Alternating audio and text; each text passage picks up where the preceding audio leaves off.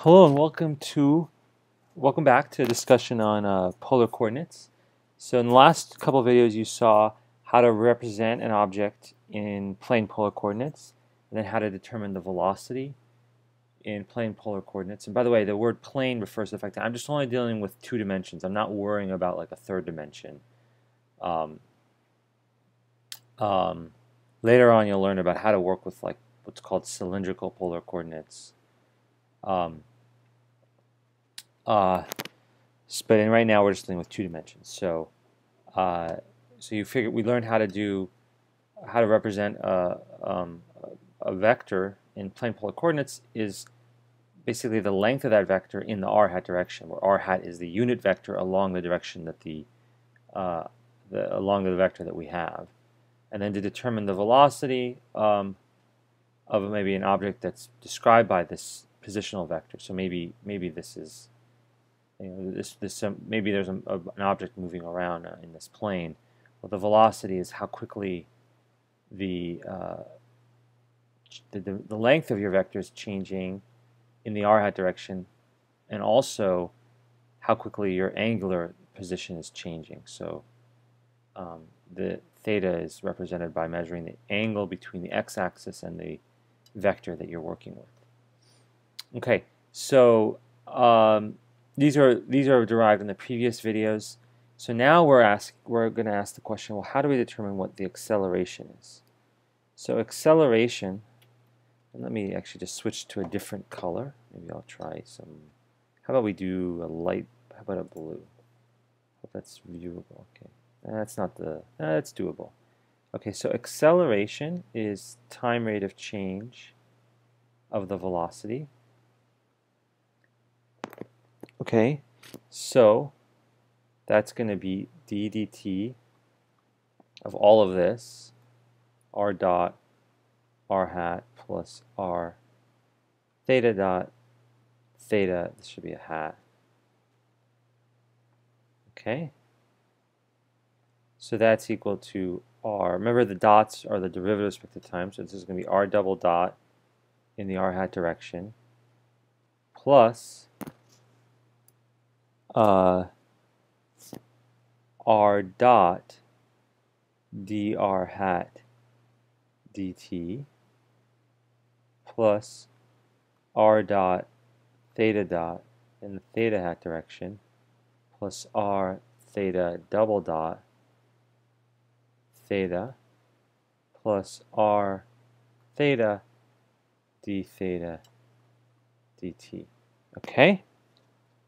So, if you recall, in the last section, we had shown that so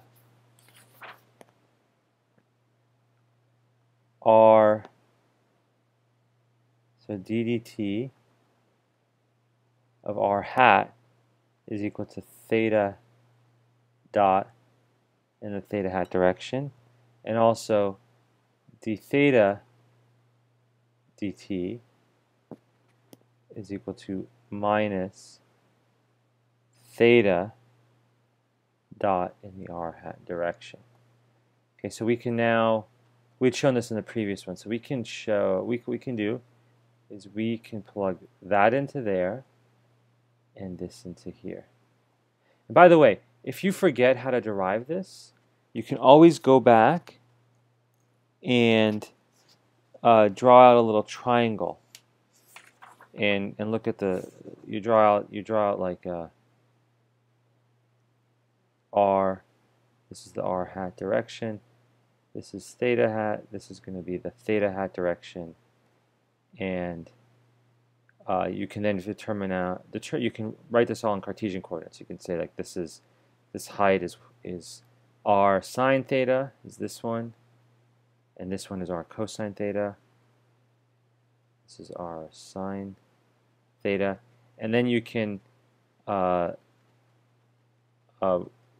take the derivative. You can basically take the derivative of each of these little pieces and well, I'll make a separate video on it. So, but it's also in the previous video. But okay. So suppose we substitute all that in.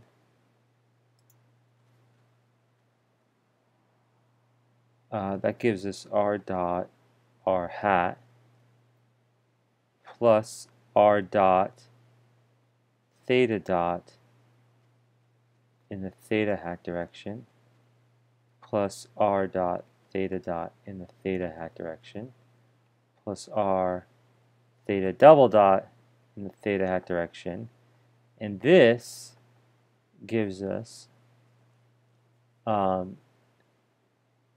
going to be plus r theta dot times minus theta dot, all in the r hat direction.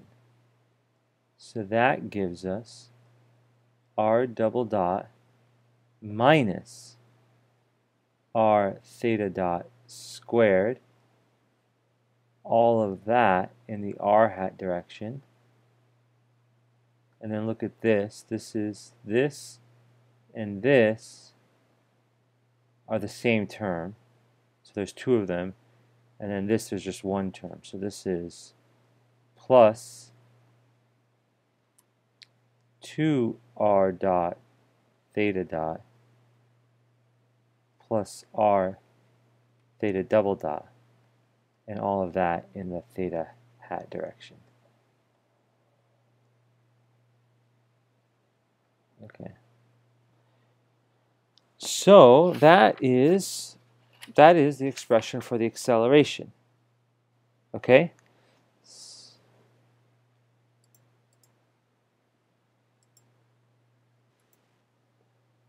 Okay, so that's the summary for the acceleration. I want to just highlight a couple of things. So one is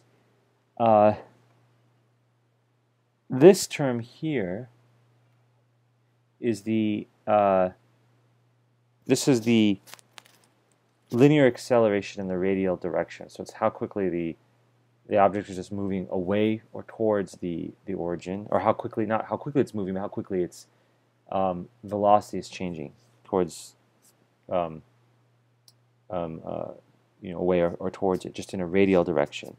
This second term, though, is it's the centripetal acceleration, which we'll get to. It's related to you'll see that when you deal with objects moving around in a circle. But it's interesting, it points in the direction towards the center, away from. So if you have something that's going in a perfect circle, actually this is negative and always points away from the direction of the radial vector, so it's pointing towards the center. So in fact, it turns out that polar coordinates are a natural coordinate system to use when you have objects going in a circle. Then you have these other two terms. This term over here is the acceleration due to the tangential movement of the object. So how quickly is the object rotating about the origin, or how quickly is the velocity moving about the origin? So that's the theta dot squared, and r is the multiplier, so you get the right units. And then there's this final term which is called the Coriolis force. I'm sorry, not the Coriolis force. The Coriolis force is fictitious. It's the Coriolis acceleration. It's just referred to as that. I'll discuss that later. But this all does seem kind of complicated, although some of these terms do drop out when you actually deal with some problems, like uniform circular motion. We'll get to that. But anyway, that's the acceleration of an object in polar coordinates. Okay, so I'll stop there. I'll see you next time.